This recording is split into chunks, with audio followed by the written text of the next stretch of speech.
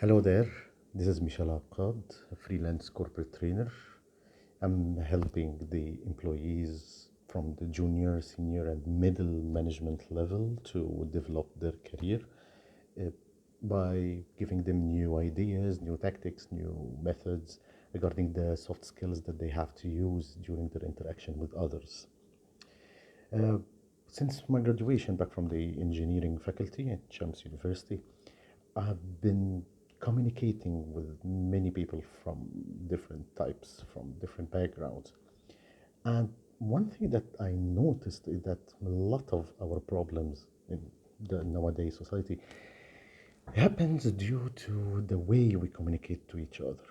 I'm talking here, of course, about the communication skills that I think everyone has to be aware of, has to develop, has to be cautious while using them.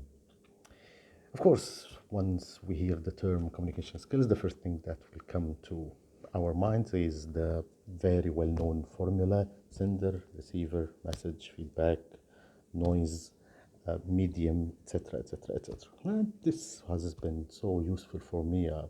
Depended a lot on such a formula, both during my trainings and during my life and interaction with others. But the thing is that nowadays there are more modern theories about the communication skills, more new ways used to interpret how people can communicate more effectively together. One of these theories is one called social identity theory.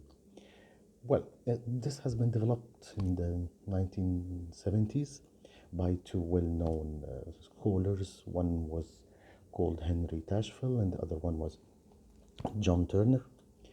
But before I start to explain this theory, I will share with you one short story that happened to me at the beginning of my career. I was once in Saudi, in KSA, in Jeddah. I was it was my first day in a very well-known construction company, and my duty was to work as a workshop engineer. And I was about how I don't think maybe 24 years old, something like this. So somehow a fresh person to the market. I went to the workshop and then I met with someone who was working as a supervisor, or let me say a foreman. And these foremen, they have a special profile that could somehow have some clash with engineers, especially because, well, they are not, they don't have college degrees, but they have an experience that is sometimes is much more valuable than the such scientific degree. And the minute that I arrived to the workshop, he received me, and then he looked at me from the top to the bottom, and he said, "So, what's your name, boy?" So I told him, "My name is Engineer Michel." And then he asked me again, "So, and what is your full name, boy?" I told him my name is Engineer Michel Akkad. So, I mean, this could have been the reason why I would leave the whole career of engineering because what I felt at that time. I felt so humiliated, by the way. 24 years old engineer, graduated from the faculty, which is still it's a dream of many people. And then someone come to me and tell me, "Boy, you boy." But then now I want to ask you, well, maybe let me say, I will ask myself because I will not get, I'm not able to get answers from you now through the video.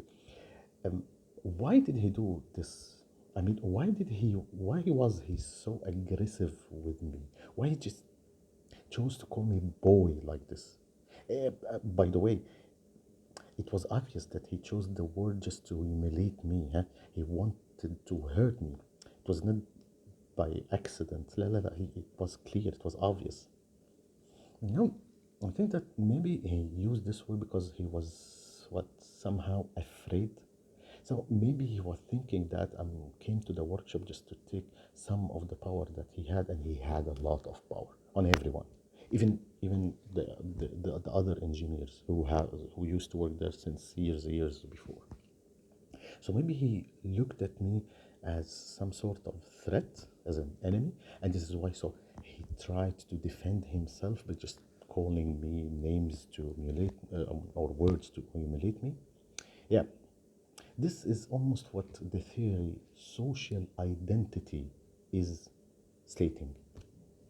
This theory, in let me say in two or three phrases, says that um, individuals who value and corresponds to certain groups, like a family group, a work group, working with, at a certain title, um, ethnical group, religious group, partisan group, these individuals, they will tend all the time to take on characteristics and exhibit special behaviors that are that are associated to this group.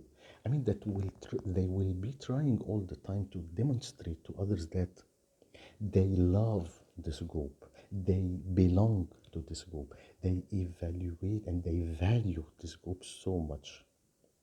And this thing will evolve a little bit with time, and on some stage they will start to get their self-esteem, their security, their courage, their success. They will get all of this from this group only. This will be the source of their success in life.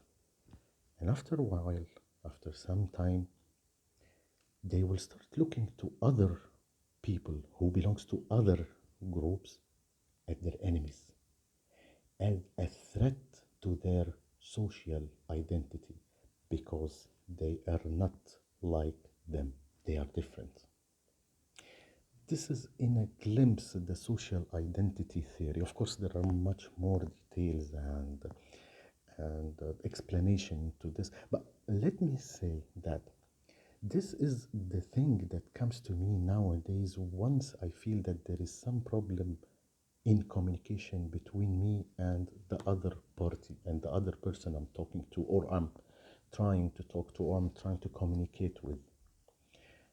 Um, Sometimes I think that maybe my words are threatening his or her social identity. Maybe I need to choose better words, more effective words, words that will not form a threat to his or her social identity. For example,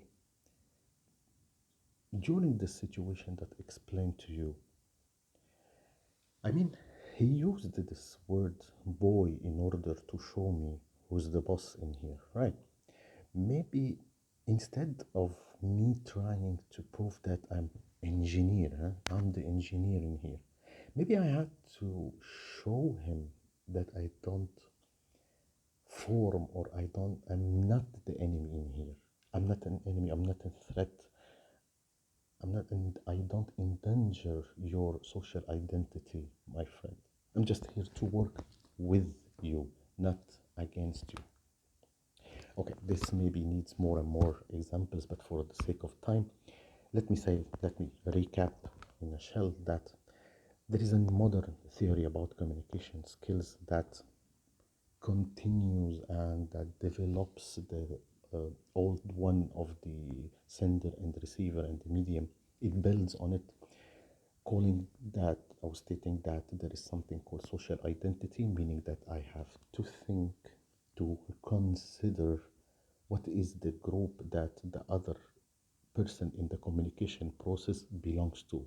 And if the words that I will be saying now, that I will be mentioning, do they form a, a threat, or do they endanger, will they make the other person feel threatened, feel endangered, or not?